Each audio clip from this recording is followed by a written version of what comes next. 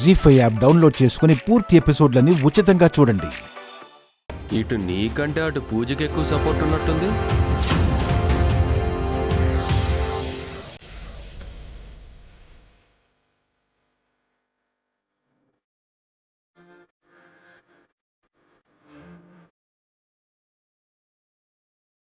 Cup లోపల పెట్టి మూత పెట్టు. పో.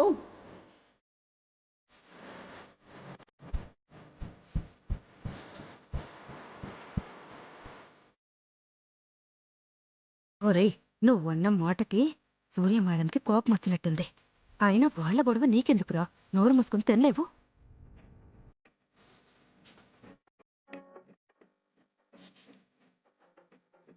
మేడం,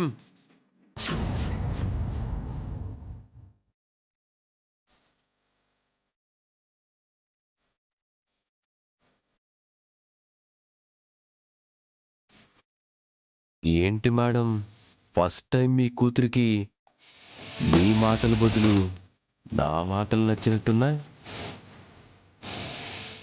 మెల్లగా తను నాకు సరెండర్ అయిపోయేలా ఉంది. తను సరెండర్ అయితే ఆ తర్వాత సరెండర్ అవ్వాల్సింది మీరే. పిచ్చి బాగుడు బాగుద్దు అని నీకు చాలాసార్లు చెప్పాను. చెప్పారు, అది మీ అలవాటు. మానలేకపోవడం నా అలవాటు. ఏం చేద్దాం? చూడు సూర్య, ఇంతకాలం నువ్వు నీ కూతురు నన్ను ఇష్టం వచ్చినట్టు ఆడుకున్నారు. దాంతో మీ ఇద్దరి మీద విపరీతమైన గౌరవం పెరిగిపోయింది. ఆ గౌరవంతో నీకొక నిజం చెప్పనా? నీకున్నది ఒక్క కూతురు కాదు, ఇద్దరు కూతుళ్ళు, తెలుసా?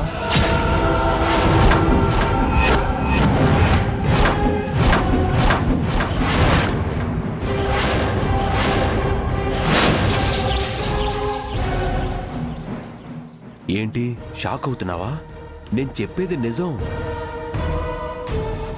ఇద్దరు పిల్లలేంటి? స్పృహలో ఉండి మాట్లాడుతున్నావా? నేను స్పృహలోనే ఉన్నాను, కానీ ఆ డాక్టర్ చెప్పిన విషయం నీతో చెప్తే నువ్వే స్పృహ కోల్పోతావు. కానీ ఆ నిజం నీకు చెప్పను. చెప్పకుండా ఆడుకుంటాను. నా అవసరాలన్నీ తీరేదాకా వాడుకుంటాను. అంటే నా ఉద్దేశం, ఇప్పుడు నీ దగ్గర ఒక కూతురుంది, కానీ మీ ఆయన దగ్గర కూడా ఒక పాప ఉంది కదా. తను కూడా నీకు కూతురే కదా అని. నో పర్సనల్ విషయాలు నీకెందుకురా? నువ్వు రా అని నీ కోపాన్ని ఇలా చూపిస్తావు. రేపటి నుంచి నా శాడిజం నేను కూడా చూపిస్తాను. నీ కూతుర్ని నీ కళ్ళ ముందే టార్చర్ పెడతాను. అయినా నువ్వు తెలుసుకోలేవు. నేను తనని టార్చర్ పెడుతున్నానన్న విషయం నీ కూతురు కూడా నీతో చెప్పుకోలేదు. ఏంటి, కన్ఫ్యూజింగ్గా ఉందా? కానీ ఇదే నిజం. అన్నీ కళ్ళ ముందే జరుగుతున్నా ఎవ్వరికీ అర్థం కానాట. ఎవ్వరూ ఎవరితోనూ చెప్పుకోలేనాట.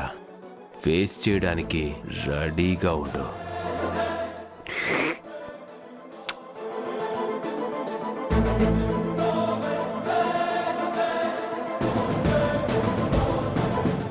నా కూతుర్ని నా కళ్ళ ముందే టార్చర్ పెట్టినా నేను కనుక్కోలేనా?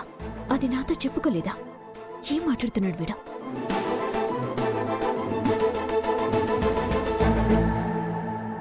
జీ5 యాప్ డౌన్లోడ్ చేసి అన్ని ఎపిసోడ్స్ పూర్తి ఉచితంగా చూడండి.